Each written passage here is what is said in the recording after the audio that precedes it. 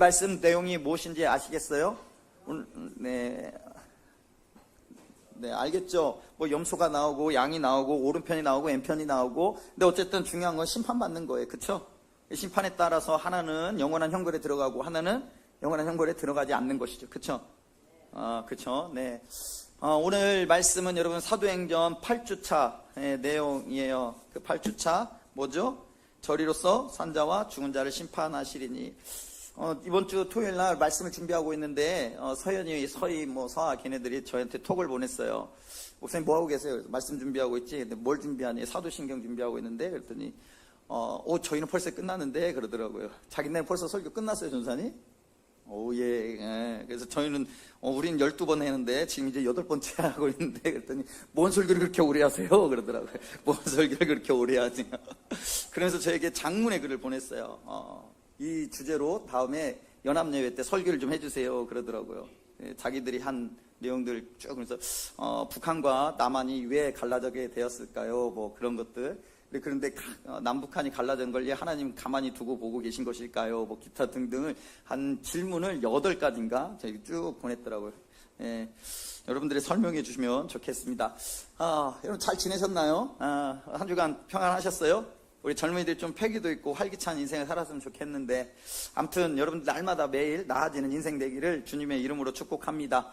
그런 의미에서 우리 옆에 분들과 눈을 마주보면서 손을 한번 좀 잡아보실래요? 없네. 그래도 좀 손을 잡아주면서 우리 함께 이렇게 좀 인사합시다. 주님이 성도님의 모든 것을 기억하십니다. 머리끄댕이 잡으면 안 돼요. 네, 한 번 더 인사할까요? 그날 주님이 성도님을 안아주시다가 가슴 한 구석에 답답한 거 경험해 본 적 있습니까? 열심히 일한 만큼 대가를 받고 정직하게 산 만큼 인정받는 게 우리가 생각하는 상식이라는 것인데, 상식인데, 그쵸? 현실은 어찌 이상하게 돌아갈 때가 있다 이 말이죠. 마치 마트에 가서 사과 한 상자를 샀는데 분명히 박스에 올려진 사과들은 아주 빨갛고 크고 흠이 하나 없이 매끈했거든요. 그래서 그 사과를 사가지고 집으로 와서 테이프를 뜯고 사과 박스 안에 있는 사과를 살펴보니까 세상에나 박스 밑바닥에 깔려있는 사과들은 죄다 썩어 있는 거예요. 작고 병들어 있는 경우. 황당하죠. 그때 밀려오는 억울함, 허탈함, 여러분 이건 말할 수가 없는 거예요. 근데 우리 인생이 꼭 이 썩은 상자 하나를 마주한 것 같을 때가 있다라는 거예요. 하나님, 저 이번에 정말 정직하게 사역했습니다. 남들 다 쓰는 야비한 요령 안 쓰고 하나님 말씀대로 정직하게 직원들 챙기면서 열심히 살았습니다. 하나님, 저 이번에 남들 놀러 갈 때 주일 잘 지키고 눈물로 기도하면서 공부 정말 열심히 했습니다. 그런데 그렇게 여러분 성실함으로 믿음으로 인생의 상자를 열어보았는데 그 안에 들어있는 게 형통이 아니라 실패나 질병이나 억울한 오해나 고통이라는 텅 빈 절망일 때, 솔직히 마음속에 이런 질문 튀어나오지 않습니까? 하나님, 이게 도대체 어찌 된 일입니까? 정말 하나님 살아계십니까? 정말 보고 계십니까? 해도 너무하신 거 아닙니까? 왜 말씀이 하나님 없으십니까? 사방을 둘러봐도 온통 벽이고 소리를 질러봐도 메아리조차 들려오지 않는 그 지독한 고독과 침묵의 순간, 여러분 경험해 보셨나요? 정직하고 착하게 사는 성도는 손해를 보고 수단과 방법을 가리지 않고 남의 눈에 피눈물 흘리게 만든 악인들은 떵떵거리면서 승승장구하는 모습을 볼 때 우리 마음은 마치 거센 폭풍을 만난 뗏목처럼 마구마구 흔들리죠. 좌절이 되기도 하고 낙심이 되기도 하고. 얼마 전 한 유명한 연예인이 자기 집안 자랑하다가 많은 비난을 받게 된 이유도 거기에 있는 거 아니에요? 여러분 이 기사 보셨어요? 한 유명한 여배우가 막 자기 집안을 자랑했어요. 4대째 자기 집안이 의사 집안이래요. 자랑했잖아요. 잘 먹고 잘 산대요. 되게 부자래요.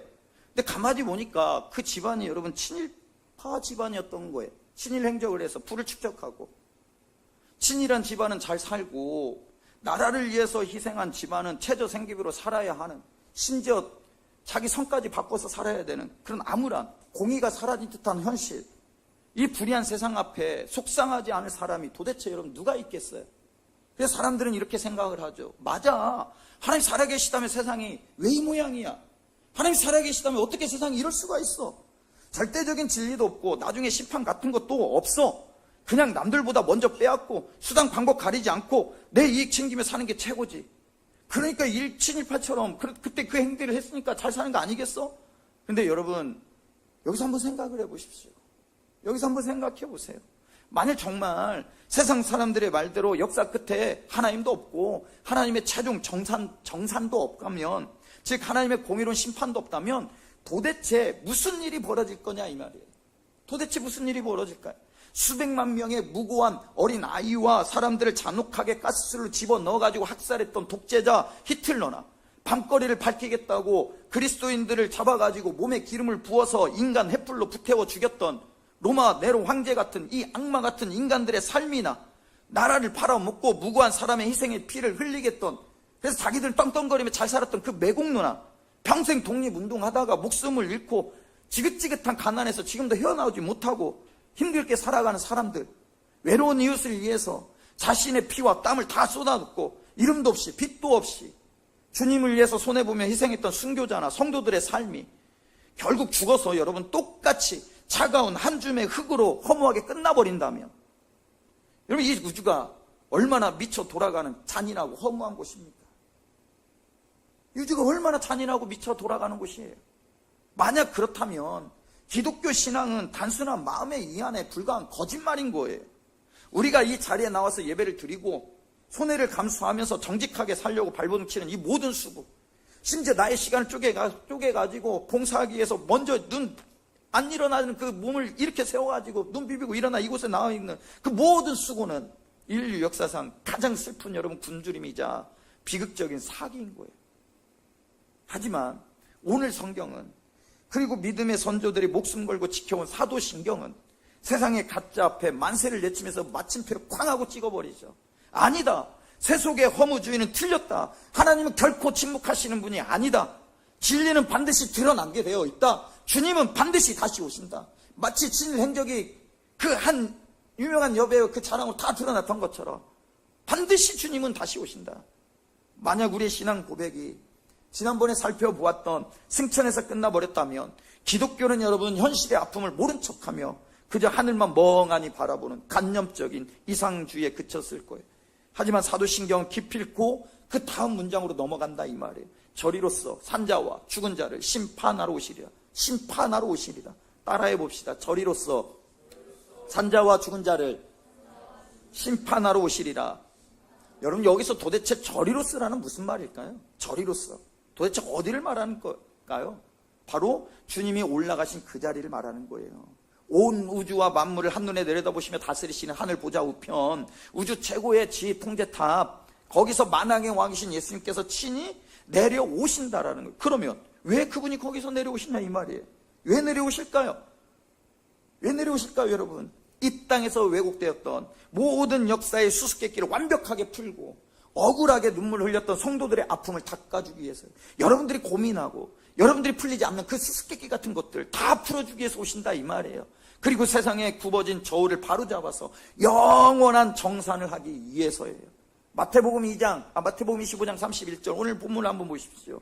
예수님은 마지막 날에 일어날 광경을 이렇게 선포한 거예요. 같이 31절 읽어봅니다. 시작. 인자가 자기 영광으로 모든 천사와 함께 올 때에 자기 영광의 보좌에 앉으리니, 올 때 자기 영광의 보좌에 앉으리니. 예수님 지금 자신을 가리켜 인자라고 말씀하시죠. 인자가 여러분 무슨 말일까요? 다니엘서 7장 13절에 보면 밤 환상 중에 구름 타고 인자 같은 이가 옛적부터 항상 계신 이 앞에, 옛적부터 항상 계신 이가 누구겠어요? 하나님이시죠. 그 앞에 나아가는 장면이 나온다 이 말이에요. 그리고 그 인자에게 온 우주와 모든 민족을 영원히 다스리시는 권세와 영광이 주어져요. 즉 인자는 여러분 단순히 사람의 아들이라는 의미가 아닌 거예요. 장차 온 우주를 공의로 다스리실 영광의 메시아를 가리키는 성경의 메시아적 칭후가 바로 인자예요. 그런데 여러분 2000년 전 이 땅에 오셨던 예수님의 모습, 즉 초림의 모습을 한번 떠올려 보십시오. 예수님이 이 땅에 어떤 모습으로 오셨어요? 그분은 온 우주의 주인이셨죠. 그렇지만 왕궁이 아니라 어디에서 태어나셨어요? 냄새나는 마흑강 구에서 태어나셨어요. 십자가에 달리실 때 로마 군병들에게 침뱉음을 당하셨고요, 날카로운 채찍에 온몸에 살점이 찢겨 나가셨다고요. 수치스럽게 옷이 벗겨진 채 사람들의 그 비웃음 속에 차가운 나무 틀에 매달려 죽어갔어요. 그렇죠? 신학에서는 이것을 뭐라고 이야기하는 줄 아십니까? 예수님의 비하라고 이야기해요. 즉 하나님이신 그분이 죄인인 우리를 살리려고 스스로 피조물의 이치까지 자신을 낮추신 거룩한 비움이라는 뜻이에요. 그때 예수님은 만왕의 왕이셨지만 초라한 목수의 아들로 마치 변장한 왕처럼 이 땅에 오신 거예요. 하지만 여러분, 오늘 사도신경이 고백하고 본문이 선포하는 예수님이 다시 오심, 즉 다시 말해서 재림은 완전히 다릅니다. 더 이상 채찍에 맞아 피 흘리시는 무기력한 죄인의 모습이 아니에요. 로마 총독 빌라도의 그 비겁한 판결 앞에 입을 다물던 고난의 종이 아니에요. 온 우주의 만왕의 왕이시고 만주의 주로 자신의 영광을 온 천하에 드러내시는 승기의 완전한 완결입니다.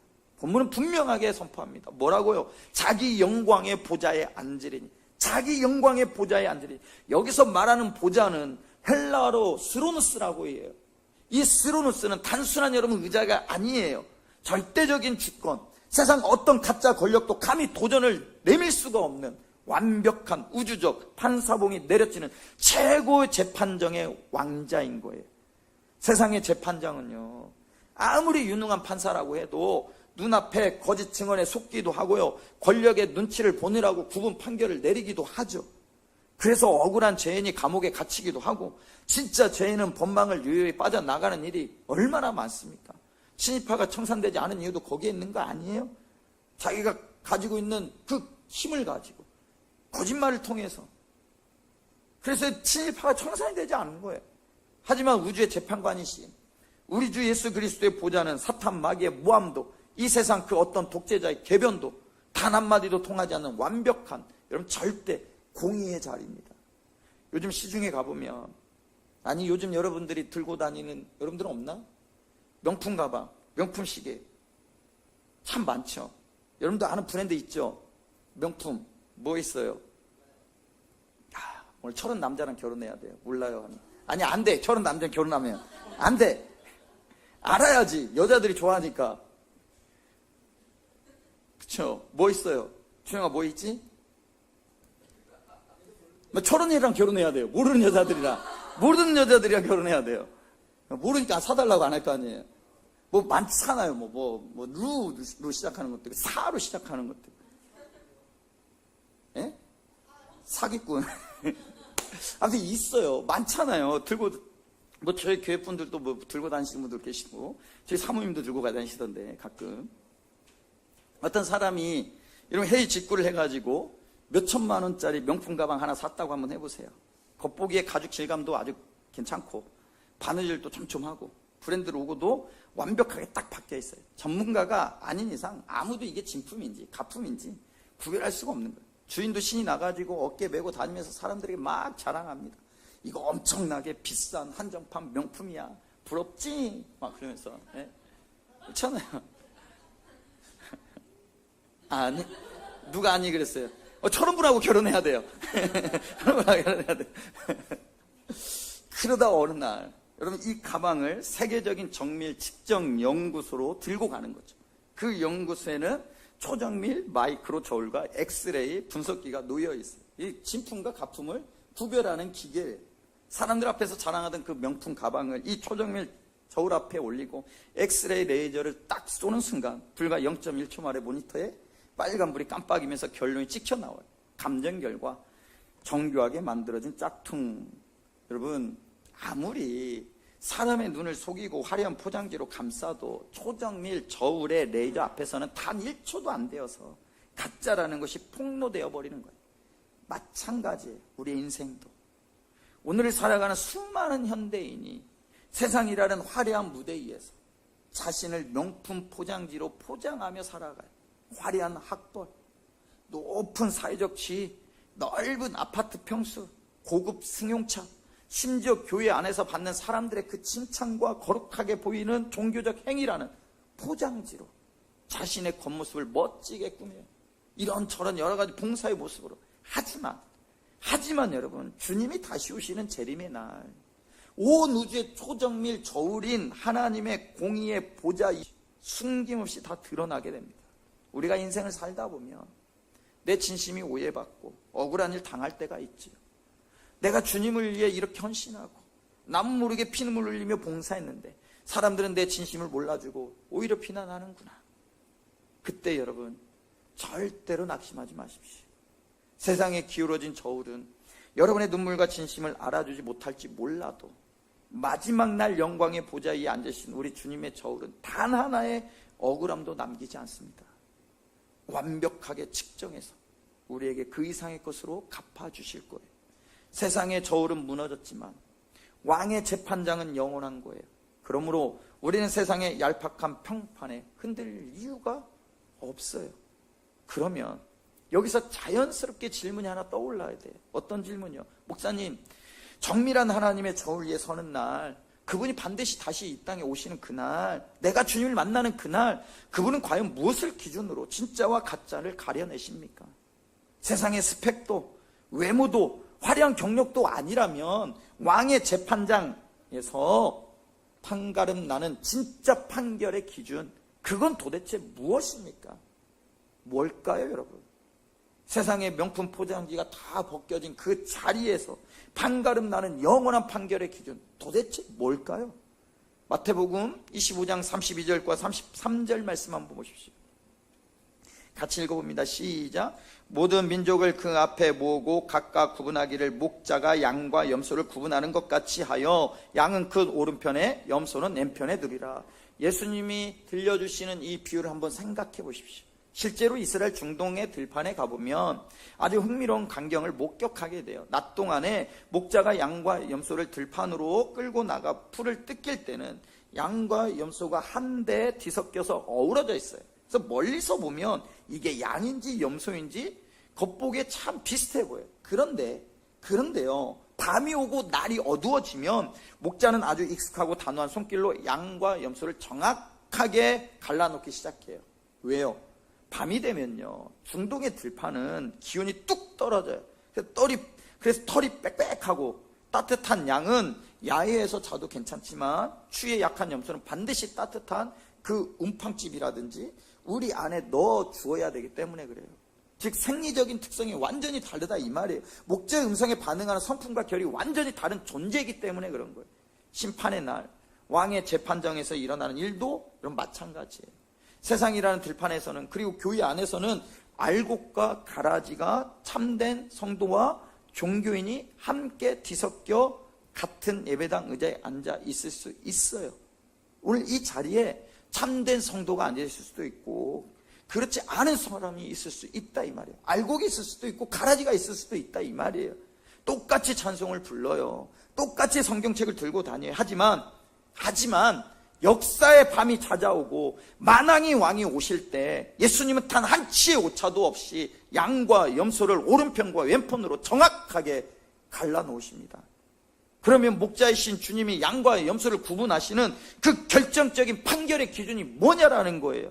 주님은 오른편에 서 있는 양들 향해 미소 주면서 이렇게 말씀하셔요. 너희는 내가 줄일 때 먹을 것을 주었고 목말랐을 때 마시게 하였고 나그네 되었을 때 영접하였고 병들었을 때 돌보았느니라. 그때 주님의 오른편에 서 있는 양들이 깜짝 놀라며 물어요. 아니 주님 도대체 무슨 말씀입니까? 저희가 언제 그랬습니까? 주님께서 배고파하시는 거 보고 음식을 저희가 언제 대접했습니까? 언제 목말라시는 걸 보고 언제 저희가 물을 가져다 주었습니까? 저희는 주님께 그런 거창한 헌신이나 대단한 일을 한 적이 없습니다. 그때 왕의 입술에서 터져 나오는 40절 말씀 한번 보십시오. 40절 같이 읽어봅니다. 시작. 임금이 대답하여 이르시되 내가 진실로 너에게 이르노니 너희가 여기 내 형제 중에 지극히 작은 자 하나에게 한 것이 곧 내게 한 것이니라. 곧 내게 한 것이니라. 여기 있는 지극히 작은 자 형제 하나에게 한 것이 곧 나에게 한 것이래요. 반면에 불꽃 같은 눈으로 왼편에 서 있는 염소를 향해서 아주 무서운 판결이 떨어져요. 너희는 내가 줄일 때 먹을 것을 주지 아니하였고 목말랐을 때 마시게 하지 아니하였고 나그네 되었을 때 영접하지 아니하였느니라. 그러자 왼편의 염소들이 억울하다는 듯이 목소리를 높여서 따지죠. 뭐라고 따져요? 주님 그게 도대체 무슨 말씀입니까? 저희가 언제 주님이 배고프시거나 목마르거나 나그네 되신 것을 보고도 그냥 지나쳤단 말입니까? 저희는 교리도 달달달 외우고 성경 지식도 박식했고 주님의 이름으로 큰 봉사도 하고 주일마다 가서 예배를 드리고 대단한 직분도 가졌는데요. 그들의 궤변을 향한 주님의 대답은 아주 단호하고 냉정해요. 내가 진실로 너희에게 이르노니 이 지극히 작은 자 하나에게 하지 아니한 것이 곧 내게 하지 아니한 것이니라. 이 판결의 기준이 뭔지 아시겠어요? 이해가 되시나요? 오늘 이 말씀을 오해하시면 안 돼요. 예수님 안 믿어도 세상에서 착한 일 많이 하고 불이웃 돕기 많이 하면 천국 가는구나. 아닙니다, 여러분. 이건 공로주의 구원론을 이야기하는 게 아니에요. 복음의 핵심이 뭐예요, 도대체? 복음의 핵심이 무엇입니까? 구원은 오직 인간의 행위나 공로가 아니라 예수 그리스도의 십자가의 은혜를 믿음으로, 뭘요? 예수 그리스도의 십자가의 은혜를 믿음으로 여러분 받는 거예요. 하지만 주님이 재림의 그 날, 주님이 재림의 날에 인정하시는 그 진짜 믿음, 가짜 믿음 말고 그 진짜 믿음은 머릿속에만 갇혀있는 건조한 교리 지식이 아니라 반드시 삶의 현장에서 사랑의 열매로 증명돼야 된다는 사실을 말하는 거예요. 우리가 사도신경 5주차 설교에서 다루지 않았습니까? 야고보가 경고했던 말씀, 내가 하나님은 한 분이신 줄을 믿느냐? 잘하는 돌다 귀신도 믿고 떠느니라. 여러분, 귀신들도요, 예수님의 프로필에 대해서 귀신같이 알았어요. 지성적 동의가 있었어요. 심지어 두려워 떠는 감정적 반응까지 있었다고요. 예수님을 알았다 이 말이에요. 하지만 귀신에게 구원이 있습니까? 없어요. 왜요? 그 주권 앞에 자기 존재를 항복시키거나 주님과 인격적으로 연합되는 삶이 전혀 없었기 때문입니다. 지식과 소문으로만 아는 예수는 내 삶을 단 1mm도 여러분 바꾸지 못해요. 예수님을 지식으로 아는 것이 아니라 인격적으로 아실 수 있는 저와 여러분 됐으면 좋겠습니다. 참된 믿음은요, 지식을 넘어 내 존재의 탓을 예수님 위에 내리고 주님의 보혈로 구원받은 양이라는 생명의 정체성을 갖는 거예요. 내가 진짜 보혈의 은혜 입은 양이 되면 시키지 않아도요, 내 곁에 있는 가난하고 외롭고 상처받은 지극히 작은 자를 향해서 주님의 그 애타는 심장 소리가 흘러나갈 수밖에 없는 거예요. 그렇지 않겠습니까? 소외당하고 있고 주저앉고 낙심하고 있는 그에게 예수님의 마음으로 다가가는 건 당연한 거라고요. 그래서 우리가 선교하는 거고, 그래서 우리가 전도도 하는 거 아니에요? 그래서 우리가 봉사도 하는 거 아니에요? 내가 이 봉사함으로 인하여서 하나님의 영광을 받을 수 있고 많은 사람들이 함께 더 하나님을 뜨겁게 찬양할 수 있다면 기꺼이 내 삶을 하나님께 드리는 것이죠.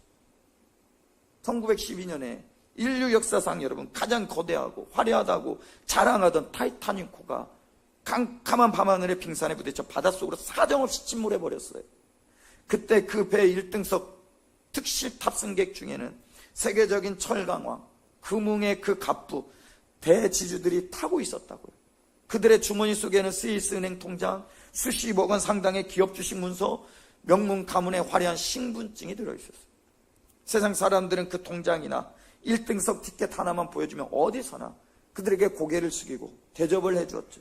하지만 여러분, 배가 바닷속으로 침몰해 가는 그 절체절명의 순간 수십억 원짜리 은행 통장과 1등석 티켓이 도대체 무슨 소용이 있겠습니까? 바다로 던져지는 그 순간 그 사람의 목숨을 건질 수 있는 유일한 자격표는 주머니 속 통장이 아니에요. 그럼 뭐예요? 구명조끼 하나뿐이었다고요. 명문과 신분증을 가졌든 가난한 3등석 노동자이든 상관없어요. 오직 구명조끼를 입는 자만이 차가운 사망의 바다에서 살아남은 거예요. 마찬가지입니다. 역사의 침몰선과 같은 세상의 마지막 날, 여러분이 평생 모아둔 집, 여러분이 평생 추구하는 세상의 부, 명예, 통장, 혹은 교회에서 자랑하던 그 얄팍한 타이틀, 단 1mm도 여러분은 구원하지 못해요. 여러분을 구원하지 못합니다. 오늘 여러분들이 이 자리에, 이 예배당에 와서 앉아있는 그 자체가 여러분을 구원하는 게 아니에요. 오직 예수 그리스도의 보혈이라는 은혜 조명, 은혜의 구명조끼를 입었는가? 오직 예수 그리스도의 보혈이라는 은혜의 구명조끼를 내가 입고 있는가? 그리고 그 구명조끼를 입은 자답게 세상이라는 차가운 바다에서 허우적거리는 내 곁에 지극히 작은 자에게 손을 내밀어 사랑의 온기를 나누었는가? 주님의 사랑을 나누었는가? 그것만이 여러분 우주의 저울 위에서 증명되는 진짜 생명의 기준인 거예요. 여러분 멀리서 찾지 마세요. 오늘 여러분의 가정에서 남모르게 지쳐 눈물 흘리는 아내, 어깨가 무거운 남편, 방황하는 자녀가 바로 주님이 보내신 지극히 작은 자인 거예요. 또 교회에서, 소그룹에서 이 중고등부 이 중구청에서 적응하지 못해 마음을 붙이지 못하는 성도, 우리 이웃에서 쓸쓸히 가난과 외로움을 견디는 영혼들이 바로 예수님께서 당신의 얼굴을 숨기시고 보낸 변장한 예수인 거예요. 그 작은 자 하나를 주님 대하듯 섬기는 여러분 참된 성도님이 되시길 바랍니다. 그게 진짜 믿음인 거예요. 그렇다면 양과 염소가 갈라지고 내 삶이 하나님의 공의의 저울 위에 오르는 그 결산의 날 도대체 언제일까요? 언제 임할까요? 우리에게는 아직 준비할 시간이 넉넉하게 남아있기나 한 걸까요? 이에 데살로니가전서 4장 16절과 17절은 이렇게 선포합니다. 4장 16절 17절 같이 읽습니다. 시작. 주께서 호령과 천사장의 소리와 하나님의 나팔 소리로 치니 하늘로부터 강림하시리니 그리스도 안에서 죽은 자들이 먼저 일어나고 그 위에 우리 살아남은 자들도 그들과 함께 구름 속으로 끌어올려 공중에서 주를 영접하게 하시리니 그리하여 우리가 항상 주와 함께 있으리라. 아멘. 사도 바울은요, 지금 주님의 재림이 어두운 골목길에서 비밀스럽게 일어나는 소꿉놀이가 아니라고 이야기하는 거예요. 온 우주를 흔드는 하나님의 호령과 천사장의 소리와 우렁찬 나팔 소리와 함께 모든 인류가, 모든 사람들이 눈으로 똑똑히 보게 될 우주적 사건으로 임한다라고 말씀하는 거예요. 그런데 이어지는 데살로니가 5장 2절에서 이 재림의 타이밍에 대해 아주 기막힌 비유를 하나 들어요.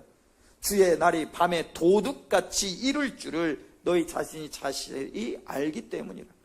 여러분, 도둑이요, 우리 집에 들어올 때 미리 문자 메시지나 전화를 주고 찾아옵니까? 집주인님, 제가 오늘 새벽 2시에 담을 넘을 테니까 보석상자 하나를 잘 준비해서 거실 한가운데 두십시오라고 찾아오는 도둑이 있습니까? 없지요. 없어요. 도둑은 집주인이 전혀 예상하지 못한 시각, 아무 걱정 없다며 방심하고 깊은 잠에 빠져 있을 때, 안일함으로 살아가고 있을 때 불쑥 찾아오는 거예요. 재림도 이와 같은 거예요. 이단 사이비들처럼 몇 년, 몇 월, 몇 시, 며칠, 몇 시에 예수님이 어디로 오신다 하고 날짜와 장소를 꼭 집어 계산하는 자들은 100% 다 이단이고 사이비고 가짜입니다. 예수님 분명히 마태복음 24장에서도 단호하게 선포하셨어요. 그날과 그때는 아무도 모르나니 하늘의 천사도 아들도 모르고 오직 아버지만 아시느니라. 오직 아버지만 아신다. 그렇다면 주님이 언제 오실지 그 시각을 도무지 알 수 없는 이 시대를 살아가는 저와 여러분의 올바른 신앙 태도는 무엇일까요? 주님이 언제 오실지 알지 못하는데 우리 도대체 어떻게 살아가야 될까요? 모든 생업과 직장, 학업을 다 집어 던지고 산속이나 기도원으로 들어가 세상과 담을 쌓고 살아가는 탈세속주의로 살아야 되는 것입니까? 아니면 어차피 언제 오실지도 모르는데 적당히 세상과 타협하고 즐기면서 살지 뭐, 안일하게 살지 뭐 하는 무감각한 영적 불감증입니까? 아니에요, 여러분. 둘 다 틀렸죠. 성경이 요구하는 성도의 참된 태도는 매일의 일상 속에서 주님을 맞이할 등불을 켜두는 거룩한 각성입니다. 거룩한 각성, 즉 깨어있는 삶이라고. 안일함에서 거룩함이라고요.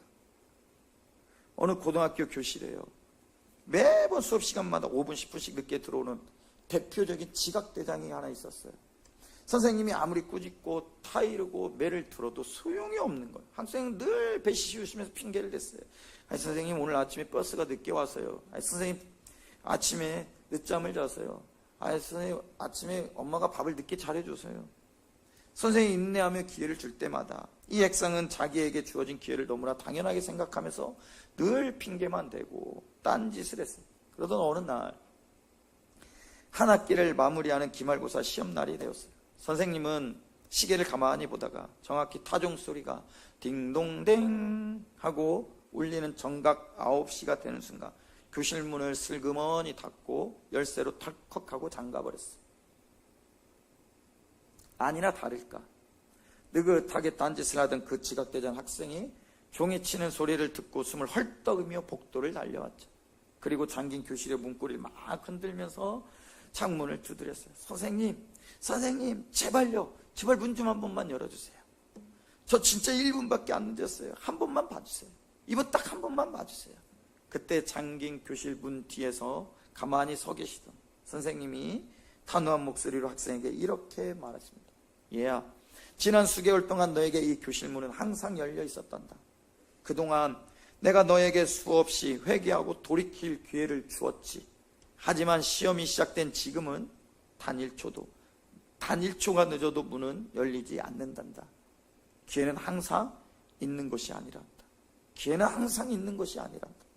여러분, 오늘 이 학생의 이야기가 남의 이야기처럼 들리십니까? 나와 상관없는 이야기처럼 들리십니까? 오늘 살아가는 수많은 현대 그리스도인들이 하나님 앞에서 이 지각대장처럼 아슬아슬하고 위험천만하게 신앙생활하고 있지는 않습니까? 안일하게, 하나님 저 아직 어린데요, 지금은 돈도 좀 신나게 벌고 세상의 재미와 쾌락도 좀 마음껏 즐기다가 나중에 늙어서 기력이 떨어지고 죽기 직전에 병상에서 회개하고 예수 믿으면 되는 거 아닙니까? 하나님 1분만 더요, 조금만 더 세상을 즐기게 해주세요. 조금만 더 안일하게 살게 해주세요. 하지만 여러분 기억하십시오. 은혜의 문, 구원의 문이 영원히 열려있는 것은 아닙니다. 역사의 마지막 나팔 소리가 울리고 만왕의 왕이신 주님이 재림하시는 바로 그 순간 지난 세월 오랫동안 열려있던 은혜의 문은 단호하게 닫혀버려요. 마치 노아 방주의 방주 같은 거. 홍수가 시작되자 노아의 방주의 문은 쾅 하고 닫혀버렸어요. 어느 누구도 열 수가 없었어요. 어느 누구도 그 안에 들어갈 수가 없었어요. 그날이 오면 더 이상 기회 연장은 없는 거예요. 하나님 한 번만 봐주세요. 1분만 더 주세요. 1분만 더 주세요 하고 눈물을 흘리며 문을 두드려도 닫힌 문은 절대 열리지 않습니다. 내가 너희를 도무지 알지 못하노라. 주님의 음성만 들릴 뿐이에요. 내가 도무지 너희를 알지 못하노라. 그러므로 사랑하는 성도 여러분, 은혜의 나팔 소리가 울려 퍼지고 있는 오늘이 바로 회개할 때인 거예요. 오늘이 바로 기도할 때인 거고, 오늘이 바로 큐티할 때인 거예요. 오늘이 바로 내 가족의 손을 잡고 용서를 구할 때인 거예요. 오늘이 바로 묵은 앙금을 털어내고 내 곁에 지극히 작은 자에게 따뜻한 빵 한 조각과 사랑을 나눠야 할 은혜의 골든 타임인 거예요. 오늘이라는 매일의 일상 속에서 정직하게 내 직장을 지키고 눈물로 가정을 돌보고 주님을 맞이할 등불에 기름을 준비하는 제발 지혜로운 성도님들 되시기를 바랍니다. 오늘 우리는 사도신경 8번째 고백, 저리로서 산자와 죽은 자를 심판하러 오시리라 라는 선언에 대해서 살펴보았어요. 이 고백은 우리를 공포에 떨게 하거나 겁을 주려고 작성한 무서운 공포장이, 경고장이 아닙니다. 세상의 부조리와 불의 속에서 억울한 눈물을 흘리며 말씀대로 정직하게 사느라 손해보고 남모르게 눈물을 흘렸던 주님의 백성들의 아픔을 완벽하게 닦아주시는 왕의 영광스러운 완결판 러브레터이자 환희의 복권 선언인 거예요.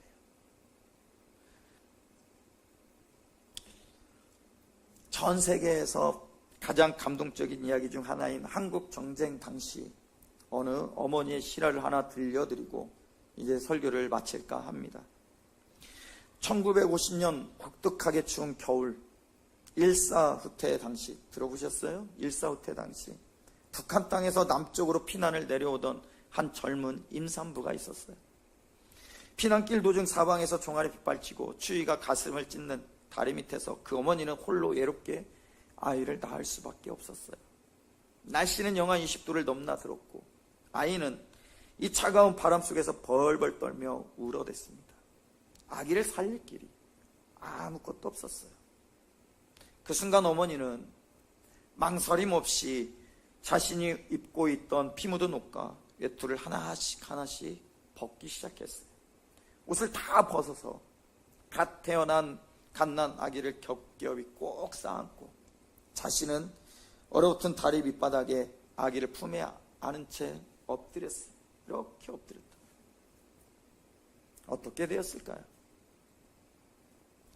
얼마 후 후퇴하던 미국 장교 한 사람이 다리 밑을 지나가다가 이 이상한 광경을 목격하게 돼요. 한 여인이 벌거벗은 채 나체로 얼어 죽어 있는 것이었어요.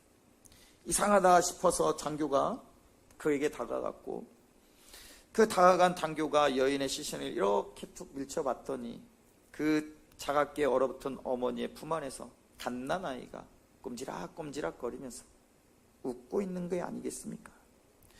어머니는 온몸에 얼어 죽으면서도 자신의 옷을 다 벗어가지고 아기를 안아 살려낸 거예요. 장교는 눈물을 흘리며 그 아이를 거두어 미국으로 데려가 양자로 키웠어요. 아기는 잘 자라나 훌륭한 청년이 되었죠. 청년이 되었을 때 양부모는 그에게 친어머니의 이야기와 당시 어머니가 입혀주셨던 피 묻은 베넷 저고리를 전해주었습니다. 이 이야기를 들은 청년은 엉엉 울면서 한국으로 돌아왔어요. 어머니를 찾아온 것이죠. 그리고 어머니가 자신을 낳아주고 얼어 죽었던 그 시골 마을에 버려진 다리 밑을 찾아가요. 청년은 가지고 온 자신의 가장 비싸고 멋진 겨울 옷을 벗었습니다.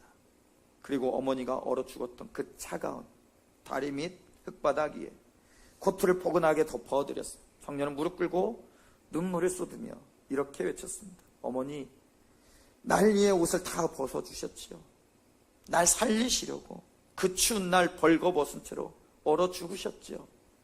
이제는 어머니의 아들이 당당하게 자라나 어머니에게 따뜻한 옷을 입혀드립니다.